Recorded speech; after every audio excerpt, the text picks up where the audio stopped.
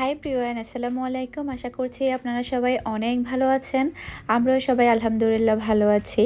ভিডিওতে প্রথমে আপনারা যে ছবিটা দেখতে পাচ্ছেন, এটা একটা ঘটনা ঘটেছিল এই কেকটা নিয়ে। তো আপনাদের সাথে শেয়ার করব বলেছিলাম, কিন্তু আসলে শেয়ার করা হয়নি। আসলে আমি চাইনি এই ঘটনাটা আপনাদের সাথে শেয়ার করি। তো এরপরে চিন্তা করলাম একটু শেয়ার করে, হয়তো বা এখন অনেকেই বিজনেস করছে, কিছুটা হলেও আইডিয়া হতে পারে আমার এই কথাটা শুনে। তো আশা করছি পুরো ভিডিওটা আপনাদের কাছে ভালো লাগবে। কি হয়েছিল মানে সেই দিন, তাহলে আজকের ভিডিওটা দেখলে আপনারা বুঝতে পারবেন। আর শুরুতেই আমি আমার টুনটু বুড়িকে দিয়ে শুরু করেছি। তো টুনটু বুড়িকে হচ্ছে আসলে একজন বলছে ওকে নাকি দেখতে পুরো একটা বছরের মতো লাগে, 4 মাসের মতো লাগে না, মোটি এই সেই। আসলে ছোট বাচ্চাকে যে এরকম কথা বলতে পারে, আমার আসলে ভাষা নেই। আমি এদেরকে কিছুই বলতে চাই না, এদের বিচার আল্লাহ করবে, শুধু এটুকু বলতে চাই। তো আপনারা সবাই আমার মেয়ের জন্য দোয়া করবেন। আর ওকে যদি দেখতে 1 বছরের মতো লাগে তাহলে তো এটা ভালোই। কোনো বাচ্চাকে যদি 4 মাসে যদি 1 বছরের মতো লাগে, মোটি লাগে, তাহলে তো একটু ভালো দিক, হয়তোবা তার গ্রোথ ভালো। তো এই জিনিসটা না বলে এটাকে এভাবে মেন্টালিটি বা নেগেটিভভাবে নেওয়ার তো কোনোই প্রয়োজন নেই। আসলে এদের কোনো মনুষ্যত্ব বোধ নেই আমি মনে করি। তো এদেরকে আসলে আমি কিছুই বলতে চাই না, কারণ এদেরকে বলার মতো ওরকম মানুষ ওরা না। ওদের বিচার আল্লাহ করবে একদিন ইনশাল্লাহ। তো আসলে আমি আমার মেয়েদেরকে কি বলবো, আসলে প্রত্যেক মারাই যদি তার বাচ্চার নামে কিছু একটা শুনে, তার মনের অবস্থাটা কি হবে কিংবা তার কেমন লাগবে, সেটা তো মারা বুঝতে পারবেই। তো আর বেশি কিছু বলছি না। তো যাই হোক, আজকের ভিডিওতে আমি শেয়ার করব আপনাদের সাথে সেই কেক ডেলিভারি নিয়ে কি হয়েছিল। আসলে আমি আপনাদের সাথে ওই দিন একটু শেয়ার করেছিলাম। আরও টুকিটাকি আরও প্রবলেম হয় মাঝে মধ্যে। প্রবলেম হয় বলতে এরকম কখনো প্রবলেম হয়নি জীবনেও। আমি 2 দিন পর্যন্ত খুব বেশি মন খারাপ ছিল আমার, মানে আমার কিছুই ভালো লাগছিল না, কোনো কাজে আমার হাতে উঠছিল না, এরকম পরিস্থিতি হয়েছিল। আমি কখনো আসলে ভাবতেই পারিনি কেকটা আমি অনেক শখ করে কিংবা অনেক মন দিয়ে তৈরি করেছিলাম। আর কেকের ডিজাইনটা আর কালারটা কতটা সুন্দর হয়েছে আপনারা তো দেখেছেন। আসলে কেকটা খুবই সুন্দর হয়েছিল, আর কালারটা আমি যেরকম চেয়েছি ঠিক সেই রকমই এসেছিল একদম। মানে আমি খুবই আগ্রহ সহকারে তৈরি করার কারণ হচ্ছে কেকের হাইটটা ছিল 7 ইঞ্চি। 7 ইঞ্চির কেক কিন্তু এর আগে আমি কখনো তৈরি করিনি, এত লম্বা একটা কেক। যেহেতু নতুন ডিজাইন কেক, আমি আপনাদের সাথে সব সময় বলি নতুন ডিজাইনের কেকগুলো তৈরি করতে আমি অনেক বেশি পছন্দ করি। তো সেইবারেও কিন্তু নতুন ডিজাইন থাকাতে, সেই সাথে লম্বা ডিজাইন থাকাতে আমি অনেক বেশি খুশি হয়েছিলাম। যখন আমি পেজে পোস্ট করি তখনও বলি যে অনেক দিন ধরে ইচ্ছে ছিল এরকম একটা কেক ডেলিভারি দিব বা তৈরি করব, ইচ্ছেটা পূরণ হয়ে গিয়েছে। আসলে এরপরে যে ঘটনাটা ঘটেছে সেটা আসলে কখনো আমি আশা করিনি। তো এটা হচ্ছে মানে সকালবেলা, একদম সকাল সকাল আমাকে হচ্ছে অর্ডার করেছে হচ্ছে 1/2 কেজি কষা মাংস, মাটন কষা, আর 1 কেজি হচ্ছে এটা কি বলে কাঁচাগোল্লা, একটা হচ্ছে কেরালার ভাইয়া। তো উনি হচ্ছে আসবে হচ্ছে একদম ভোরে 7:30 বাজে আসবে বলেছে, আর নিয়ে যাবে বলেছে, মানে উনি চাকরির আগেই এটা নিয়ে যাবে। তো আমি হচ্ছে এটা রাতে রান্না করেছি, জাস্ট ওনাকে আমি গরম করে দিয়েছি মাংসটা। যেহেতু 7:30 বাজে আসবে, তাহলে তো আসলে দিনে রান্না করা কখনো সম্ভব না, সেই কারণে আমি রাতে রান্না করেছি। আর এটা হচ্ছে সন্ধ্যার পরে। তো সন্ধ্যার পরে আজকের দিনে আমার অর্ডার ছিল হচ্ছে প্রায় অনেকগুলো রুই মাছের কালিয়ার অর্ডার ছিল, 3 জনের অর্ডার ছিল একসাথে। সবাই হচ্ছে কলকাতার দাদার দিদিরা। তো ওনারা হচ্ছে সবসময় আমার কাছে অর্ডার করে। তো আমি বলেছি, যখন বলে যে আপনার যদি কালিয়ার অর্ডার থাকে তাহলে আমাকে দিবেন, এরকম করতে করতে আসলে দেখা গেছে 3 জনই অর্ডার করেছে। তো 3 জনকে আমি একসাথেই দিয়েছি। ওনাদেরকে বলেছি যে মানে সোমবারে অর্ডার আছে, আপনি চাইলে সোমবারে নিতে পারেন। তো 3 জনই বলেছে ঠিক আছে, আপনি সোমবারেই দেন। এই জিনিসটা কিন্তু ওনারা বুঝতে পারে যে হয়তো বা আমি একজনের জন্য তৈরি করব, আমার কষ্ট হবে। আমি যদি 2-3 জনের জন্য একসাথে তৈরি করি তাহলে আমার কষ্টটা কম হবে। এই জিনিসটা কিন্তু ওনারা অনেক ভালো বুঝতে পারে, আমার কাছে খুবই ভালো লাগে। আর আলহামদুলিল্লাহ সব কাস্টমার কিন্তু একই রকম হয় না। আমার কিন্তু মানে 99% কাস্টমার কিন্তু অনেক ভালো রিভিউ দেয় কিংবা অনেক ভালো কথাবার্তা। শুধুমাত্র আমি এই কাস্টমারটা পেয়েছি যে মানে এরকম করেছে, সিন ক্রিয়েট করেছে। যেটা কিনা কখনো কোনো কাস্টমার করেনি। এটা আমার আসলে মনের মধ্যে দাগ লেগে গিয়েছে যে এরকম করেছে আমার এত কষ্টের একটা জিনিস।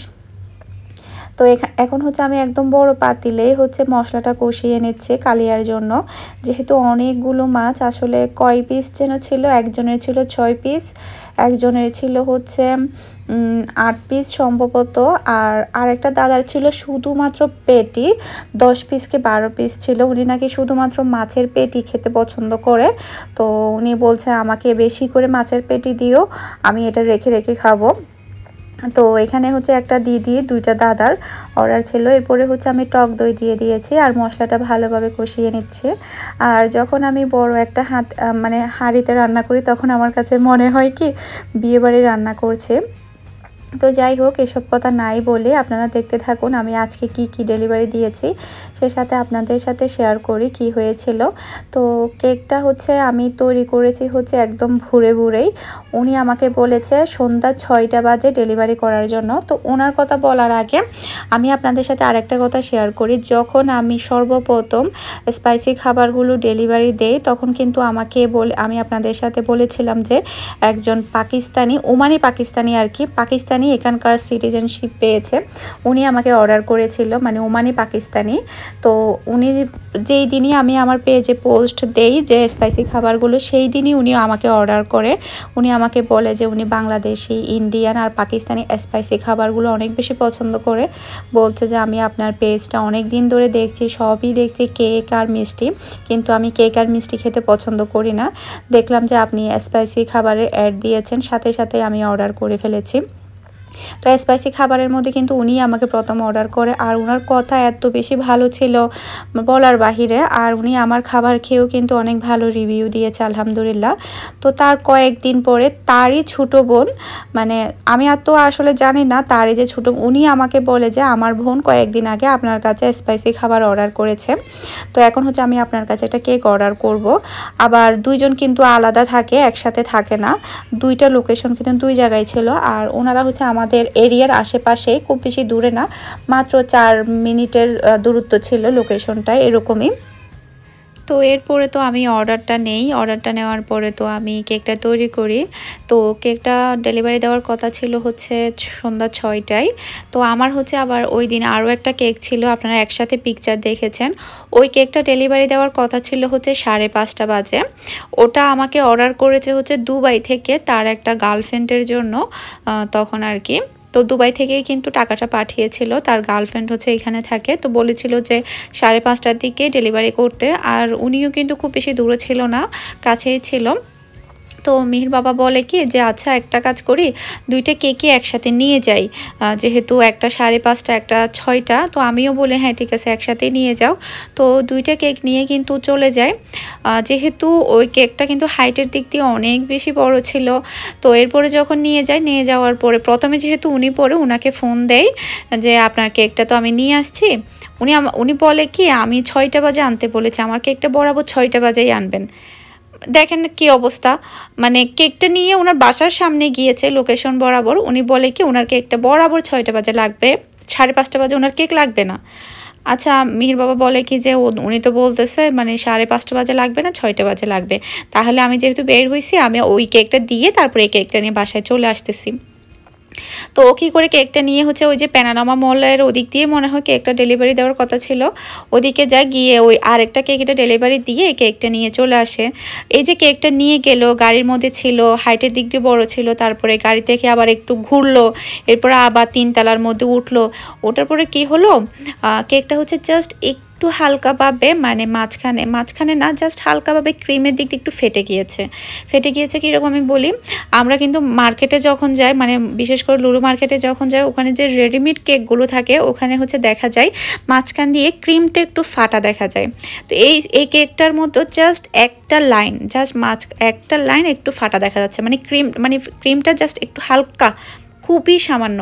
তো দেখছি যে মানে এটা ফাটা দেখা যাচ্ছে, তখন আমি এটা কী করি, আমার কাছে ক্রিম ছিল, ক্রিম থাকার পরে আমি জাস্ট যেটা রাইটিংয়ের নজেলটা দিয়ে মানে ফাটাটাকে একদম ভরাট করে দেই। ভরাট করে দেওয়ার পর এটা আরও বেশি সুন্দর লাগে।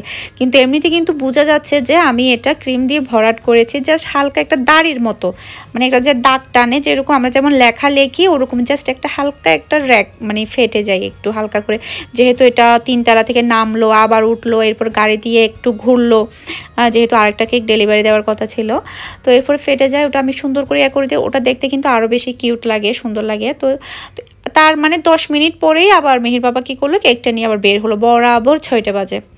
কেকটা ওনাকে দিল, ওনাকে দেয় না, ওনার কাজের মেয়ে ছিল, তো কাজের মেয়েকে দেয়, কাজের মেয়ে রিসিভ করার পরে উনি আমাকে বলে যে এই কেকটা তো ফাটা, আপনি তো এখানে আবার ক্রিম দিয়ে ভরাট করছেন, এই কেক আমি নিব না, আপনি আপনার কেক নিয়ে যান, আমার ভুল হয়েছে, আমি অনলাইনে অর্ডার করছি, আমি অনলাইনকে বিশ্বাস করছি, এই সে আল্লাহ যা তা অবস্থা। আমি তো ওনার মানে মেসেজ দেখে তো পুরো আমার হতাশ, মানে কি বলে উনি।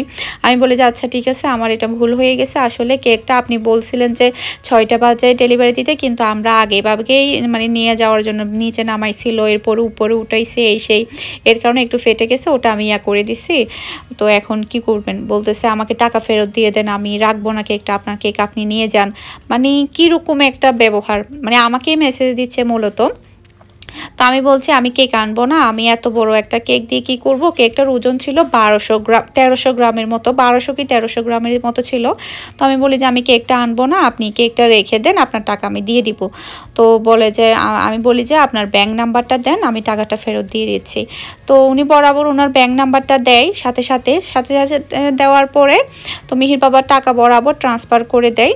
তো মিহির বাবা আমাকে টাকা ট্রান্সফার করার পরে বলে কি যে উনি যদি বলে যে কেকটা আনার জন্য তুমি বলবা যে না আমাদের কেক লাগবে না, আপনার টাকা আপনি রেখে দেন, কেকটাও রেখে দেন, এটা বলিও।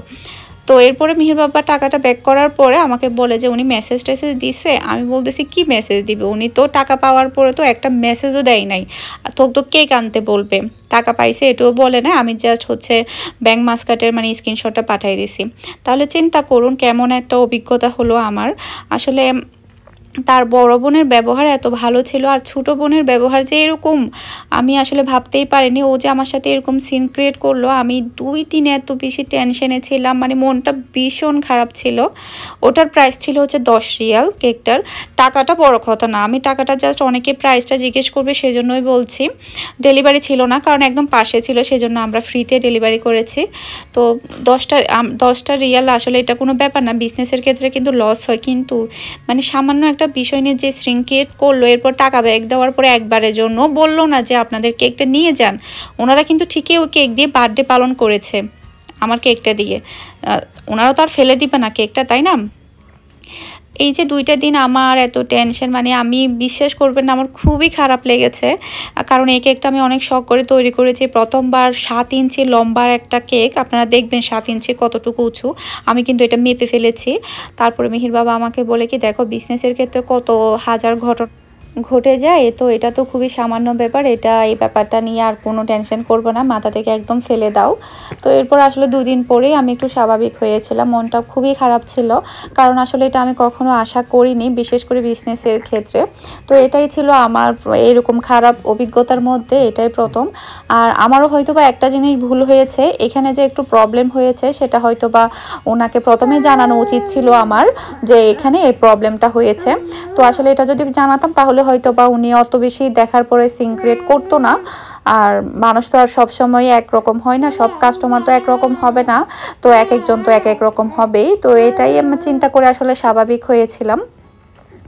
আর মনটা খারাপ ছিল এই কারণেই, আসলে শখ করে তৈরি করেছি, মানে এত সুন্দর একটা কেক ছিল, খুবই মন দিয়ে তৈরি করেছি, সে কারণে আসলে মনটা একদম খারাপ হয়ে গিয়েছিল। আর প্রথম ঘটনা ছিল এরকম, আসলে আমার সাথে আর কখনো ঘটেনি।